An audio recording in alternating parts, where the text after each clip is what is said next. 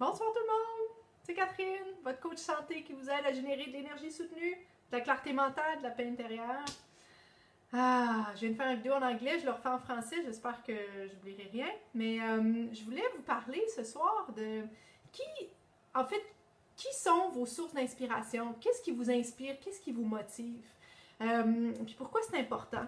Je trouve qu'on s'apprécie pas assez les uns les autres. Hein? Dans notre société, on vit pas mal centré sur nous-mêmes, sur les petits problèmes, les petites choses au quotidien, puis là on rumine. Je vous invite à laisser la rumination aux ruminants. ça m'est venu dernièrement, ça. C'est ça. Je veux vous inspirer à reconnaître la contribution des gens dans votre vie. Puis pourquoi c'est important? Je viens de le faire avec une de mes amies qui a bâti une super belle plateforme de cours en ligne, yoga, danse, fusion, méditation, stretching, super cool, qui me permet de prendre des cours dans mon salon. J'ai pas besoin de me déplacer, ça fit super bien dans mon horaire. Elle est super positive, alors c'était plus fort que moi. Je dis, faut que je lui fasse un remerciement, puis ça lui a elle était tellement contente. Puis moi, j'étais tellement contente qu'elle était contente. Fait que là, tout le monde était content. Bref, tout ça pour dire qu'on ne s'apprécie pas assez les uns les autres. Hein? Puis pour des choses significatives. Pas des appréciations qui pourraient aller à n'importe qui, genre, je sais pas,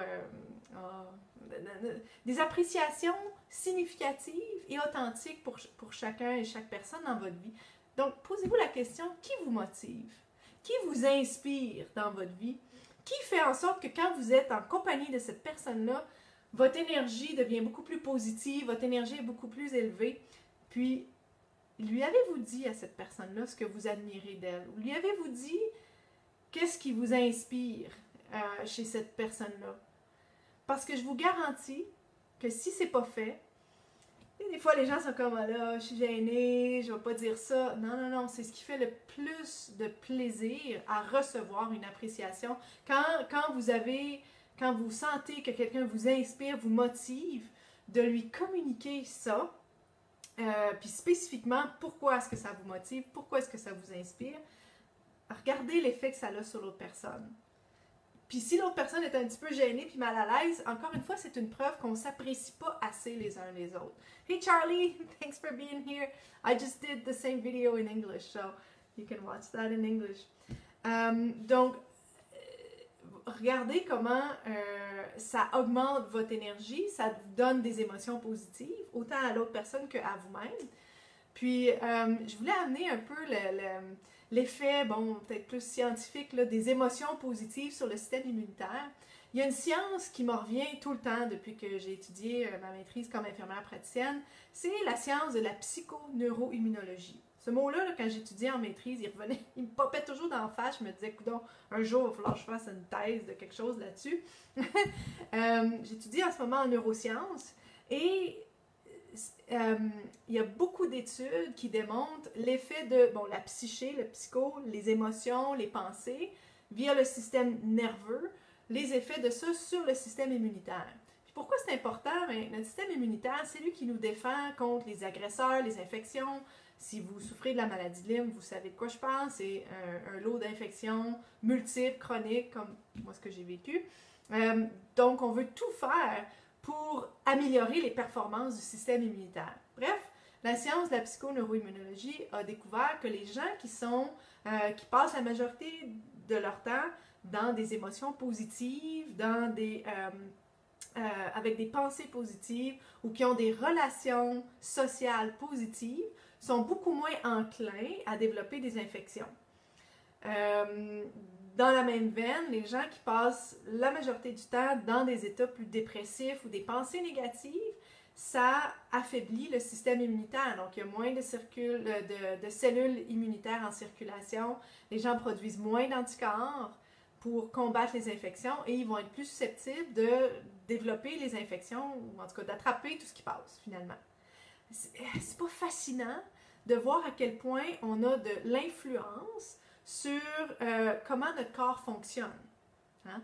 Donc, nos pensées, nos émotions ont énormément d'influence sur le fonctionnement de nos cellules. Avant, on pensait que c'était quelque chose d'ésotérique, ces affaires-là, et en ce moment, la science est en train de tout découvrir ces mécanismes-là et de les mettre en évidence, notamment dans le domaine des neurosciences, qui est fascinant. Comme quoi que, c'est ça, nos pensées, nos émotions règlent l'ambiance de notre expérience et aussi affectent la physiologie du corps. On est capable d'affecter comment nos cellules vont fonctionner et le système immunitaire, donc des systèmes au complet, là, pas juste les cellules, pour les faire fonctionner de façon optimale. Donc, pourquoi je vous parle d'appréciation, d'inspiration et de tout ça aujourd'hui, c'est que quand vous donnez une inspiration, une appréciation à quelqu'un, que vous vous sentez inspiré, motivé par ce que quelqu'un fait, quand cette personne-là vit sa mission de vie ou que sa contribution à sa communauté locale, globale ou à votre propre vie, ben, en lui communiquant ça, c'est que vous contribuez à augmenter l'énergie positive de chacune des deux personnes. Parce que une marée montante, ça fait monter tous les bateaux. Okay? Donc, moi, j'ai tellement de gens dans ma vie qui m'inspirent, j'ai tellement de gens qui me motivent.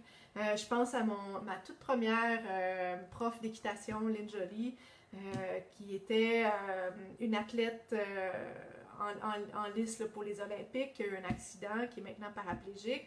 Lynn a toujours eu énormément de courage, de détermination, de persévérance. Ben là, ça a été mis à son épreuve.